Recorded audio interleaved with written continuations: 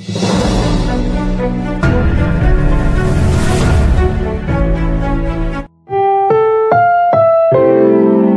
programang ito ay rated SPG. Striktong patnubay at gabay ng magulang ang kailangan. Maaaring may masiselang tema, lengguwahe, karahasan, sexual, horror o droga na hindi angkop sa Welcome back mga ka-episode plus at narito mga dapat nating abangan dito nga lang sa abot kamay na pangarap kung saan ito nga si Moira ay pumunta nga si Apex na may dala-dalang pagkain para nga sa kanyang anak na si Zoe.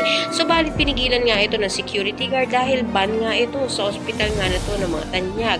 Nakita naman nga ito ni Giselle kaya naman sinabihan niya nga ito na hindi naman na yata kinakailangan bigyan pa ng pagkain ito ng Zoe dahil malaki na nga raw ito. Subalit ayon nga dito nga kay Moira ay kahit na malaki na ang kanyang anak ay baby niya pa rin nga daw ito at dinadalan pa rin niya ito ng pagkain. Samantalang siya nga raw ay wala nga siyang anak at pinamigay niya ito kaya naman nasaktan nga ito si Giselle. Sa kabilang banda naman nga itong babae na bagong karakter ay malaking posibilidad na may ugnayan dito nga kay Giselle dahil parang hinihiling nga niya dito na sana nga raw ito na nga lang ang nakaratay sa kama at nag-aagaw buhay.